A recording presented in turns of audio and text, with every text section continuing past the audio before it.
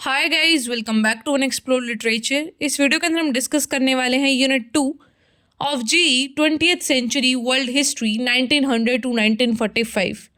इसका नाम है फर्स्ट वर्ल्ड वॉर। तो इस पूरी यूनिट के अंदर हम यही डिस्कस करेंगे कि फर्स्ट वर्ल्ड वॉर कैसे हुआ, उसके क्या रीजंस थे और उसके बाद क्या क्या फिर चेंजेस आए सोसाइटी के अंदर। तो बात करें टाइम पीरियड की तो ये था 1914 से लेके 1918 तक फर्स्ट वर्ल्ड वॉर। और इसमें जो दो अपोनेंट्स लड़ रहे थे those were allied and central powers. तो ऐसे ही पूरा वॉर स्टार्ट हुआ ऑस्ट्रिया के अंदर, फिर उसके बाद डिफरेंट डिफरेंट नेशंस ने उसको ज्वाइन किया और ये पूरा वर्ल्ड वॉर का शेप ले लेता है। इससे बहुत ज़्यादा फिर प्रॉब्लमेटिक सिचुएशंस हुई different parts of the world में, वही हम आगे डिस्कस करेंगे। तो आप ये पूरा मैप देख सकते हैं कि कहाँ कहाँ पे कौन से रीजन्स इम्पेक्टेड थे बिकॉज ऑफ दिस वॉर। अब हमारा सबसे पहला टॉपिक है कि इस वॉर के क्या क्या कॉन्सिक्वेंसेस थे यूरोप और वर्ल्ड के अंदर। तो इसके कॉन्सिक्वेंसेस की बात करें तो उसको हम सबसे पहले देखते हैं पॉलिटिकल एस्पेक्ट में, कि जो पॉलिटिकल चीज़ें हैं वो चेंज हुई बहुत सारे नेशंस के अंदर। कोलैप्स हुआ एम्पायर्स का। 4 मेजर एम्पायर्स थे, बड़े बड़े साम्राज्य थे, उनका यहाँ पे कोलैप्स हुआ, जो कि थे ऑस्ट्रो हंगरियन, ऑटोमन एम्पायर था, रशियन एम्पायर था, जर्मन एम्पायर था। ये सारे कोलैप्स हो गए इस वर्ल्ड वॉर के बाद। नए नेशंस का क्रिएशन हुआ जो कि ये एम्पायर टूटने के बाद बने थे, जैसे कि चेकोस्लोवाकिया, यूगोस्लाविया, पोलैंड एंड कुछ और भी नेशंस थे। इसकी वजह से फिर जो एथनिक टेंशन्स है, कॉन्फ्लिक्ट्स हैं, वो भी बढ़ी। नई आइडियोलॉजीज आना स्टार्ट हुई, जैसे रशियन रिवोल्यूशन के बाद कम्युनिज्म है जो एज अ आइडियोलॉजी काफ़ी ज़्यादा उसका राइज हुआ। फिर फासिज्म आया इटली और इसके जर्मनी के अंदर। जो यूरोपियन मोनार्कीज़ हैं पूरे यूरोप में जो फैली हुई थी वो भी थोड़ी वीक हुई। देन डिफरेंट पावर्स हैं जो वो राइज अप हुई। सेकेंड कॉन्सिक्वेंस है इकोनॉमिक कॉन्सिक्वेंस। सो इसमें सबसे पहले आता है कि डेवस्टेशन हो गया इकोनॉमीज़ का। अब देखो वॉर होगा तो जो इकोनॉमीज़ हैं उन पर तो इम्पैक्ट पड़ना ही है, दैट इज़ वेरी नेचुरल। तो बहुत सारे नेशंस ने जो वॉर डेप्ट है वो फेस किया, इससे महंगाई बहुत ज़्यादा बढ़ी, इंस्टेबिलिटी आई, प्रोडक्टिव जो कैपेसिटी है उसका लॉस हुआ, क्योंकि इंफ्रास्ट्रक्चर है जो पूरा डिस्ट्रॉय हो गया था, सिटीज़ को मॉम्ब कर दिया गया था, लेबर फोर्सेस है जो सारी ख़त्म हो गई थी कैजुअलिटीज़ की वजह से, लोगों ने माइग्रेट कर लिया था, डिस्प्लेस हो गए थे वो। इसके बाद आता है ग्रेट डिप्रेशन 1929 में, जो कि एक बहुत बड़ी प्रॉब्लम थी यूरोप के अंदर। Then the third consequence is social consequence. तो क्या हुआ था, लॉस ऑफ लाइफ हुआ था। कुछ 10 मिलियन जो सोल्जर्स हैं उनका डेथ हुआ, 7 मिलियन सिविलियंस की डेथ हुई। डेमोग्राफिक इम्बैलेंस भी आया यूरोप के अंदर। साइकोलॉजिकल इम्पैक्ट तो होना ही था। सेल शॉक है जो उससे सफ़र करा बहुत सारे सोल्जर्स ने। If you are a English honour student तो आपने मिसेस डेलोवे करके कहानी पढ़ी होगी। वहाँ पे वो सोल्जर है who committed suicide at the end, तो उसका रेफरेंस आप देख सकते हैं। उसको भी शेल शॉक ही था, लाइक ही वो suffering from shell shock only.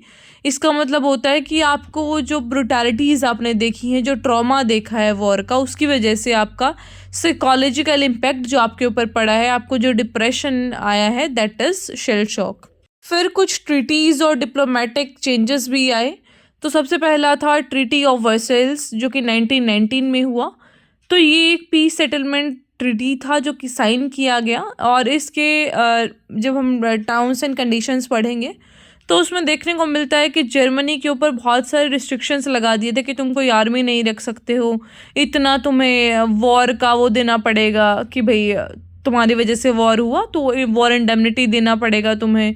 Territorial loss उनका हुआ, मिलिट्री के रिस्ट्रिक्शंस हुए, बहुत सारा पैसा इनको देना था वो तो, लेकिन बाद में यूएसए ने उनका कम कर दिया था। तो बहुत सारे रिस्ट्रिक्शंस लगे थे डिफरेंट जो नेशंस हैं दूसरी साइड के उनके ऊपर। And then was new nations and boundaries, क्योंकि नए नेशंस बने तो फिर उनकी बाउंड्रीज़ को भी ऑल्टर करना पड़ा। जैसे कि हमने इंडिया के केस में भी देखा था कि जब वी गॉट आवर इंडिपेंडेंस तो फिर क्या हुआ था, हमने सारे अपने स्टेट्स का जो बाउंड्री है उसको ऑल्टर करा था। तो इसी तरीके से नेशंस में भी होता है कि वॉर के बाद जब पूरा एम्पायर टूट गया था, सारी चीज़ों को चेंज करना पड़ा ताकि जो एथनिक और नेशनल आइडेंटिटीज़ हैं उनके बीच कोई कॉन्फ्लिक्ट ना हो और लोग आराम से रह सकें।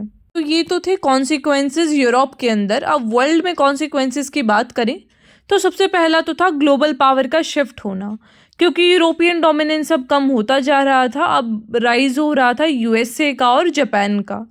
उसके बाद जो राइज हुआ यूएस और जापान का, दे एमर्ज्ड इज ग्लोबल इकोनॉमीज, वो मिलिट्री पावर की तरह निकल के आए। और एशिया में भी जो है वो एक्सपेंशन हुआ बाद में इसका, जापान का टेरिटोरियल एक्सपेंशन की अगर हम बात करें। End of this European colonial system, तो इससे क्या होता है, जब they cannot maintain their colonial empires, अब जो ब्रिटिशर्स थे वो नहीं मेंटेन कर पा रहे थे, फ्रेंच अपनी कॉलोनीज नहीं मेंटेन कर पा रहे थे, तो इस वजह से फिर उनको जो अपना साम्राज्य है वो छोड़ना पड़ा कॉलोनीज़ के अंदर। ग्लोबल इकोनॉमीज़ हैं वो इम्पैक्ट हुई, क्योंकि जो पूरा वॉर है उससे इंटरनेशनल ट्रेड है जो उसने डिस्टर्ब कर दिया था। पूरे पीस ट्रीटीज़ हैं जो उनको भी फिर खारिज कर दिया गया था, कोई फाइनेंशियल पेनल्टीज़ और ये सारी चीज़ें, वो पूरा एक इकोनॉमी को शॉक लगा था उस चीज़ से। फिर एमरजेंस हुआ यूएस का एज अ क्रेडिटर नेशन। तो अब जो नेशन है यूएस हमारे, वो निकल के आए कि भाई मैं सबका मसीहा बनूंगा, मैं सबको अब लोन देना स्टार्ट करूंगा।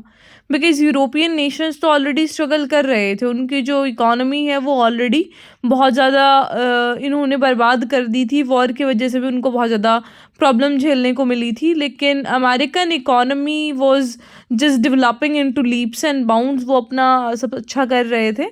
और इसी वजह से जो अमेरिका है उसको ये भी बोला जाता है कि America is God's favourite land, कि ना उसका लोकेशन भी ऐसा है और ऐसा लगता है कि भगवान के फेवरेट बच्चे हैं वो कुछ भी कर लें लेकिन उनका जो डेवलपमेंट है वो कोई रोक नहीं पाता है। फिर आता है पॉलिटिकल एस्पेक्ट। तो पॉलिटिकल एस्पेक्ट में बात करते हैं हम आइडियोलॉजी की, तो कम्युनिज्म एज आइडियोलॉजी काफ़ी ज़्यादा फैली उस टाइम पे, and it was seen as something कि हाँ भाई ये एक चीज़ है जो सबका भला कर सकती है। फिर एंटी कॉलोनियल मूवमेंट्स आए काफ़ी ज़्यादा, लोगों ने एशिया अफ्रीका हर जगह कॉलोनाइजर्स के खिलाफ क्या करा, प्रोटेस्ट करा। टेक्नोलॉजीज़ आई नई नई, नए नए वॉरफेयर के मेथड्स आए, ग्लोबल हेल्थ भी इम्पेक्ट हुई, उस टाइम पे पैंडमिक्स भी आए। तो ये सारी चीज़ें चल रही थी वर्ल्ड लेवल पे। फिर हमारा लास्ट टॉपिक आता है league of Nations. League of nation एक इंटरनेशनल ऑर्गेनाइजेशन है जो कि वर्ल्ड वॉर 1 के बाद बनाई गई थी, और जो हमने ट्रीटी डिस्कस करी थी ना, ट्रीटी ऑफ वर्साइल्स, उसी के अंदर इसको बनाया गया था 1919 में। इसका मेन मुद्दा ये था कि भैया सभी लोग आके बैठेंगे, बातचीत करेंगे, पीस का और कोऑपरेशन का हम बात करेंगे ताकि किसी का भी लड़ाई ना हो और फ्यूचर कॉन्फ्लिक्ट्स को हम रोक सकें। तो यहाँ पे हमने इनकरेज करना था डिप्लोमेसी को, डिसआर्मामेंट को, कलेक्टिव सिक्योरिटी को, और लीग का गोल था कि हम सारे मिलके सारे डिस्प्यूट्स को सॉल्व करें, कोई भी जो ग्लोबल वॉरफेयर है उसमें पार्टिसिपेट ना करे, मेंटेन किया जाए इंटरनेशनल पीस। तो ये इनके मेन गोल्स थे कि कलेक्टिव सिक्योरिटी हो, सभी देशों को हमें प्रोटेक्ट करना है, डिसआर्मामेंट करना है कि ये ना हो कि कोई कितने कितने वेपन्स लेके बैठा है, सारी चीज़ें रेगुलेट होनी चाहिए, रेजोल्यूशन होना चाहिए डिस्प्यूट्स का, ये नहीं कि तुम सीधा ही आमने सामने वॉर की सिचुएशन में आ गए, पहले बातचीत करो, देन ओनली विल सी कि अगर सिचुएशन ज़्यादा बिगड़ती है तो क्या फिर हम पूरा एक सीन चलेगा फिर आगे का कि कैसे ये बात सॉल्व होगी, तो वो सारी चीज़ें देखी जाएंगी। ये मुद्दा था लीग ऑफ नेशन का। अब बात कर लेते हैं कि लीग ऑफ नेशन फेल क्यों हुआ और उसकी जगह फिर हमने यूएन को क्यों लेके आए, why we formed UN then. तो सबसे पहली कमी तो इसके अंदर ये थी कि इन्फोर्समेंट पावर नहीं थी, कोई मिलिट्री फोर्स नहीं था, कोई ऐसा नहीं था कि भाई हाँ वो रेगुलेट कर रहा हो इस चीज़ को। इनइफेक्टिव सा था कि भाई सारे जाते हैं, चाय समोसा खाते हैं, बस डन, मिल के बैठना है सबको, कोई डिसीजन इनका इफेक्टिव नहीं था। Then is absence of major power, कि यूएस ने ही बोला कि आप लीग ऑफ नेशन बनाओ और यूएस ही उसका मेंबर नहीं था, तो इस वजह से क्या हुआ कि वो इफेक्टिव नहीं बन पाया।